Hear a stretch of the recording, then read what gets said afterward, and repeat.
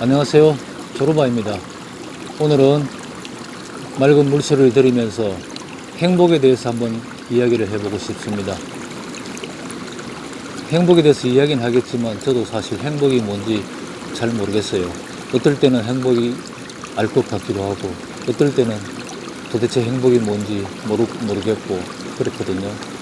행복은 대한민국 헌법에 규정되어 있는 내용을 보면 모든 국민은 행복을 추구할 권리가 있다, 이렇게 되어 있어요. 그 행복 추구권을 보장하라는 뜻인데요. 행복이 뭔지도 잘 모르겠는데 이걸 어떻게 추구할 건지 정말 어려운 문제지 않습니까? 모든 사람들이 저하고 비슷한 그런 의문을 가지고 있을 겁니다. 행복이 과연 뭐냐는 거죠. 어떨 때 기분이 좋고 즐거울 때는 행복한 것 같기도 하고 어떨 때는 뭐 아닌 것 같기도 하고 그런 행복 때문에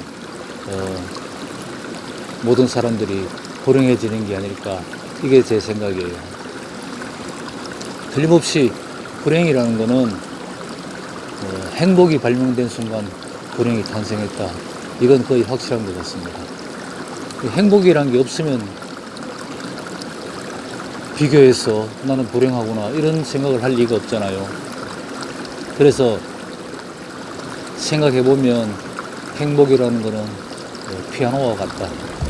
13평짜리 아파트에 사는 젊은 부부가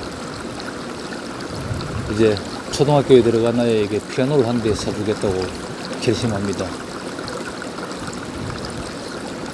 열심히 일해서 피아노를 사주면 아이가 더 행복해지고 기쁠 거다, 이렇게 생각하는 거죠. 그러면 이제 결국 그 피아노가 그 젊은 부부에게는 행복이 되는 겁니다. 그 피아노를 사기 위해서 이 사람들은 최소 수백만 원이니까 여러 달 동안 정말 피땀 흘려 일해야 되고 열심히 벌어서 피아노를 사서 집에 들이면 이제 엄청난 공간을 차지하기 때문에 사람들은 피아노에 밀려서 거실 한 귀퉁이로 혹은 방 하나를 내주고 피아노에게 밀리게 됩니다. 행복이란 되게 이런 그 피아노와 비슷한 그런 존재라고 생각해요. 그 피아노를 위해서 열심히 일하고 피아노를 사서 좁은 집안에 들여놓은 그 젊은 부부에게 그 피아노가 바로 그 불행의 원천이라는 건 우리가 쉽게 알 수가 있는데요.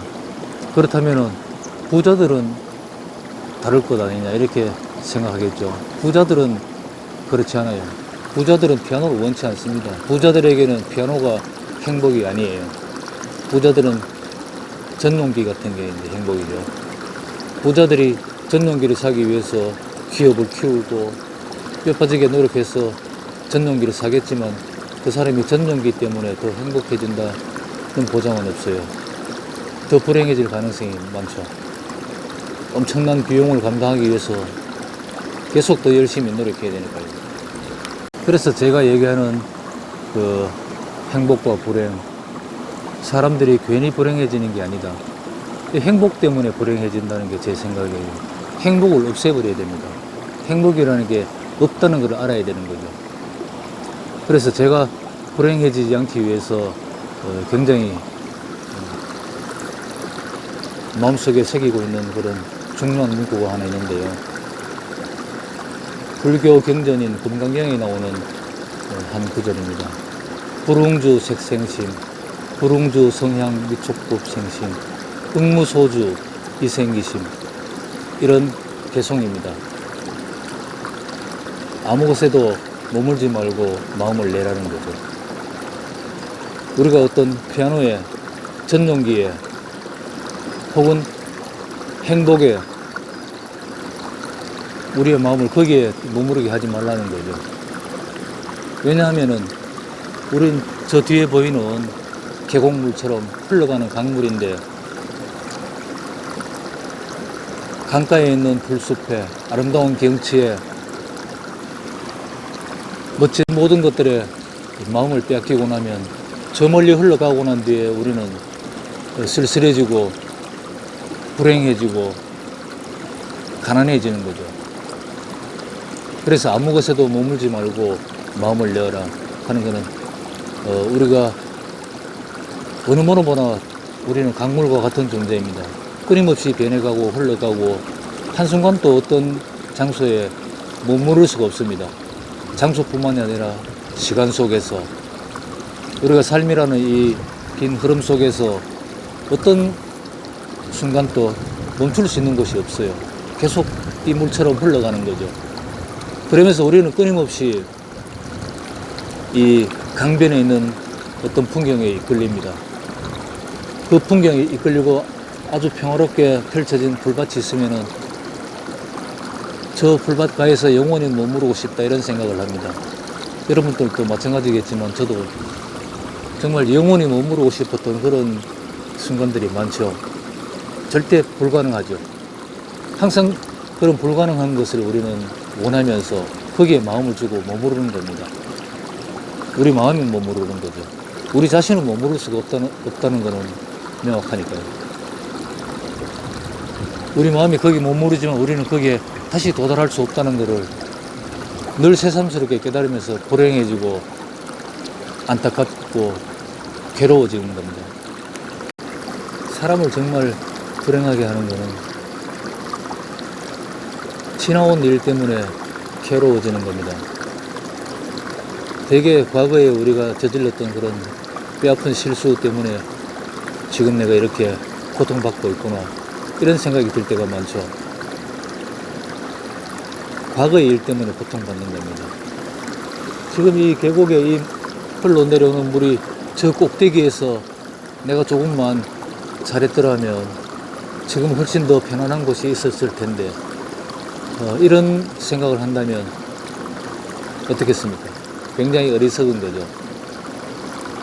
그리고 아직 도착하지도 않은 저 아래 백리 바깥쪽에 평화로운 그런 물길이 펼쳐져 있을까? 아니면 재수없게 또 엄청난 절벽을 만나서 떨어져야 될까?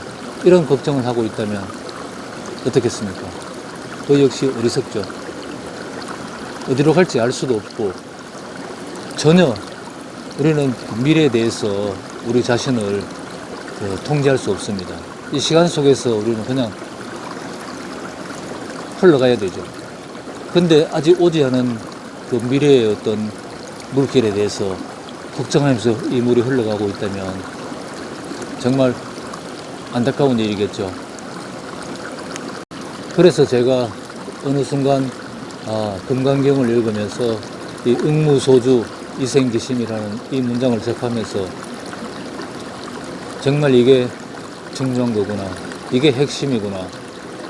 응무소주, 어느 곳에도 머물지 말라, 아무 곳에도 머물지 말라.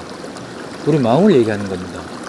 우리 마음이 아무 곳에도 머물지 않으면 그냥 이 흘러가는 강물처럼 우리 자신이 강물이 될 수 있다는 걸 깨달았어요. 자, 그러면 우리가 옆에 보이는 아름다운 풍경에 걸리더라도 우리는 그냥 감상하고 경험하고 흘러가면 되는 겁니다. 내가 저 아름다운 꽃을 꺾어 들어야지 그게 마음을 머무르게 하는 거잖아요. 그걸 애타게 그걸 원하면 우리는 흘러가고 있기 때문에 불가능합니다. 그래서 불행해지는 거죠. 모든 사람들이 이런 같은 방식으로 불행해지고 같은 방식으로 평화롭고 행복해질 수 있다는 게 제 생각입니다. 이 금강경에 금강경 식품에 나오는 장엄정토분이라는 그런 챕터에 나오는 그 문구인데요. 불웅주 색생심, 불웅주 성향 유촉법 생심, 모든 물질, 느낌, 감각, 소리 이 모든 것을 얘기하는 겁니다. 응무소주, 어느 곳에도 머물지 말고 이생기심, 마음을 내어라. 마음을 내어라는 것은 이 물이 물길을 따라서 흘러가듯 우리는 모든 것을 그냥 경험하고 우리 삶이 끝날 때까지 주변에 보이는 모든 풍경들을 얼마든지 편안한 마음으로 감상하고 경험하고 물길도 느끼고 굽이치기도 하고 어떤 곳에서는 늪에 잠시 잠겨 있기도 하고 어떤 곳에서는 폭포에 떨어지기도 하고 이런 식으로 우리는 삶을 경험하고 느끼면서 흘러가는 그런 강물 같은 존재, 실제로 우리는 그런 강물 같은 존재입니다.